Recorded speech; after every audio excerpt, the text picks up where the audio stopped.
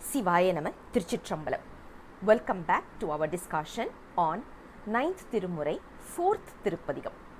This is also written by ThiruMaaligai Thevar, and before we start with the discussion, I would like to give a small disclaimer because this particular padigam is a little bit tricky when we are trying to translate it.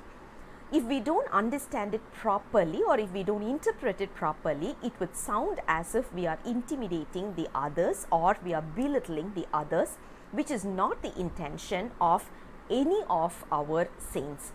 Which saint will try to belittle others, right? Because then they won't be considered as a saint. As a saint, Siddhar we call it, as a saint, his objective is to ensure that he is making us or guiding us in the right path and making sure that we don't deviate from the path that we are in.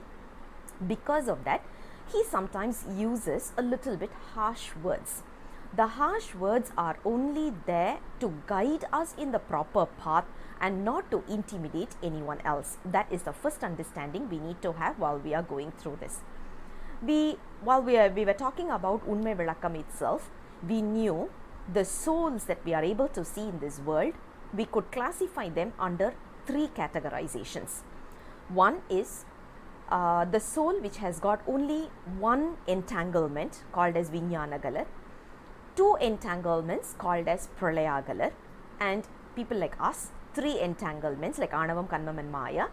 The three entanglements we are called as Sagalar. So we know human beings or the souls can be taken under these three categorizations. Now you look at Sagalar itself, as in people like us, everyone around us, there are so many different ways how you deal with people. Certain people believe in God, certain people don't believe in God, certain people are totally surrendering themselves to God and they don't think about anything else other than God. So are we all considered to be equal?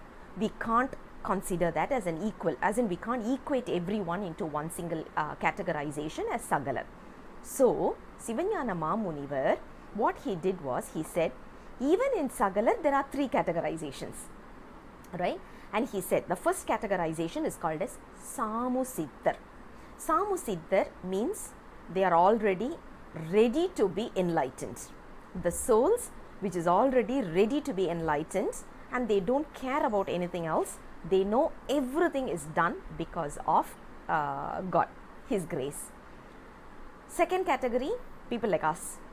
We know there is someone called God, but we are trying to understand better. We are trying to get ourselves involved into it better. If not, why are we going to plan for a 1-year program for 9th Thirumurai, right? So which means we are already in the path, but we are not yet there 100% and we are trying for it. The third categorization, as in the second categorization as in where we are, is called as Vaidigar.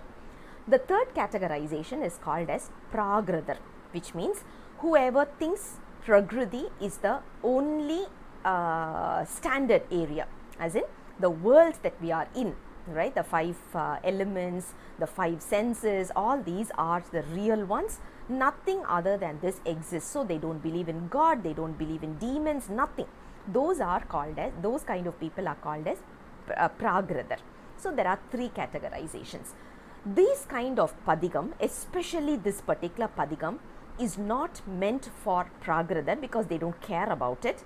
It is not for Samusiddhar also because they don't need it.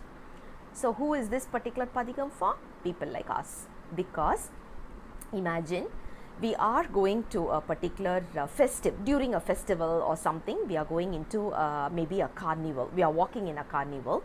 Our destination is just directly in front of us, which is a beautiful temple. But along the way, when there's a nice dish that is being cooked on the one side of it, automatically our senses will attract us towards that. Or if we see some nice drama, we'll be attracted towards that. Or if you see nice colorful dressing or accessories and all these, our attention will be diverted over there. Because we get distracted very easily because we don't have the focus yet. So what should our parents do when we are getting distracted? They need to give us a slap and say, okay, walk straight. There's the temple. Our destination is the temple. This particular padigam must be taken in from that angle. The parent who's guiding us is ThiruMaaligai Thevar. The slap that he is giving us is this particular padigam, and making sure that we don't get distracted halfway, because we all know human beings are a product of this world, of the environment. Which environment you are in, we will get that influence very soon.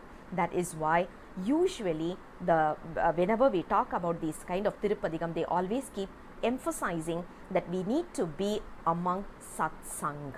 Satsang is very important to ensure that we don't get distracted or deviated halfway.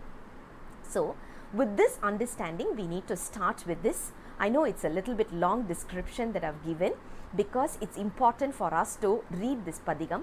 If not, we may get carried away with the harsh words that is being used, and we may end up misunderstanding or misinterpreting this. Remember, while we are reading this padigam, we are not supposed to literally take word by word and use those words, because that will accumulate karma for us, because we are not yet in the samosiddhar state, right? So that is the first understanding we need to have before we start with. Right. So let's start with the very first verse. Tiruchitrambalam. inangkilaa eesan நேசத்திருந்த சித்தத்தினேற்கு மணங்கொள் சீத்தில்லை வாணன் மணஅடியார்கள் வன்மை குணங்களை கூறவீரில் கோரைவாய் பிண்ட பீரர் பிண்ட பிணங்களை காணா கண்வாய் பேசாது அப்பேய்களோடே. Tiruchitrambalam.